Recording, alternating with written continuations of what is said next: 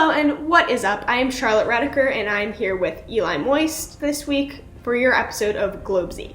We know we haven't released in a really long time, and that is because we had this great video on Kim Jong Un's disappearance, but then had a little bit of an issue when he reappeared and it became slightly less relevant. So this week, instead of going into one headline in depth, we're going to go into a couple different headlines of last week that you really should know about.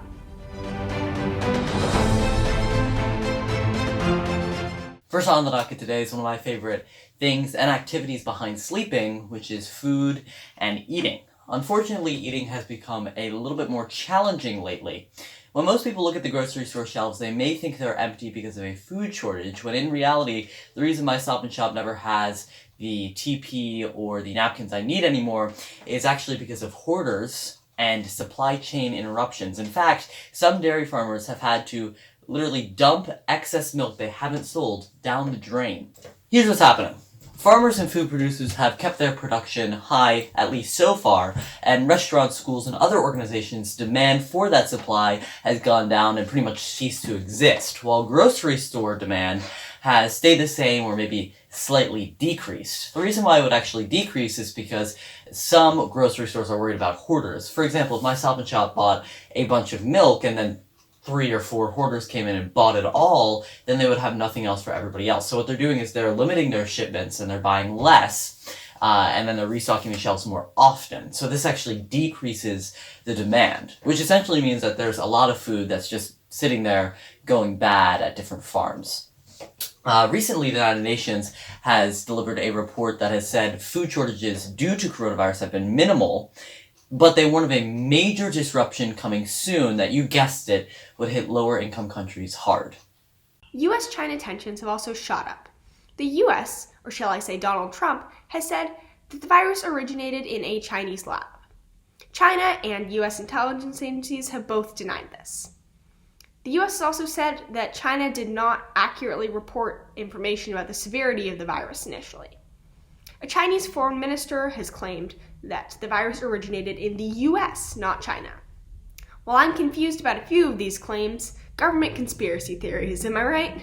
There's also been some support for an international inquiry into what exactly happened with the virus and to put an end to this little dispute. But Chinese nationalists would not be too happy with this. See, here's the thing. They would view it as an embarrassment to have other people come into their country and look into any of the mistakes they might have made. Like, for example, maybe poor treatment of doctors who tried to initially warn about the virus. In some other revelations, humans really are the plague that is slowly killing this earth, if that was news to you. COVID-19 has caused carbon emissions in China to drop 25% temporarily, while it is projected that this year the world's carbon emissions will drop by 2,000 metric tons. The effects of the stay-at-home orders we are all currently under has also manifested itself in many different ways around the world. A reduction in air pollution in Los Angeles has caused skies to be clearer. A moratorium on the use of canals in Venice has caused the waterways to completely clear out, with some residents reporting seeing fish, swans, and even seaweed. And in Wales, goats are running through the street. Those may seem like some good news. Never get your hopes too high. The United Nations have said we still have not reduced our carbon emissions enough to reach their goals, and some analysts are predicting that there will be a major spike in carbon emissions as the economy slowly opens up. Countries who are desperate to rebuild their economies will kick it into overdrive and continue to harm our Earth. As COVID-19 rages on, Ramadan has officially begun for Muslims around the world.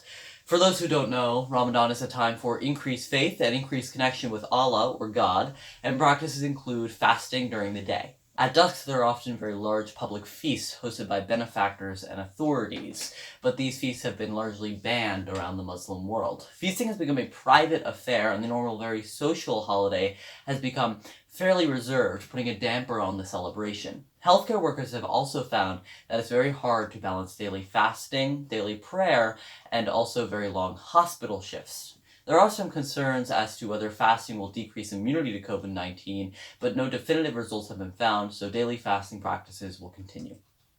I don't know about you guys, but I'm starting to feel a little bit like Kevin in Brooklyn Nine-Nine when Captain Holt locks him up in a safe house for a few months and he nearly dies of boredom. Well, here's the thing. I can't threaten to divorce Captain Holt like Kevin does to fix my problem, and I can't get some secret disguise to go sneak off into the world because no disguise will really protect me against coronavirus. So here I am, sitting in my house. Anyway, enough about Brooklyn Nine-Nine. A lot of people have been talking about what the recovery plan for coronavirus actually looks like. Predictions have ranged from a V-shaped recovery, where our economy was doing okay, then it went really far down because of coronavirus, and then it goes right back up to where it was before, to a W-shaped recovery, where the economy went down, then it goes back up again a little bit, and then coronavirus has a second wave, and it goes back down to where it was before, and then it goes up again. And then there are a lot of predictions that don't have a letter to go along with them. We all had better hope it's a V-shaped recovery, though. However, unlikely it is because a lot of places are beginning to open up. More than a dozen countries have begun to open up. But here's the thing. Most governments have made it clear that beginning to loosen restrictions does not mean that we're back to normal. For example, in Germany, a cathedral was opened to 122 pre-screened people to worship, but they all had to sit rows apart. Then in Greece, bookstores and hair salons, for example, have begun to open up again. So at least there, they don't have to worry about the quarantine haircut anymore.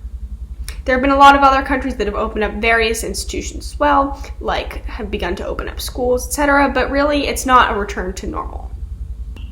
Thank you all so much for watching. Be sure to like and subscribe. You can check out our old episodes and make sure to stay tuned for our next one. Thanks.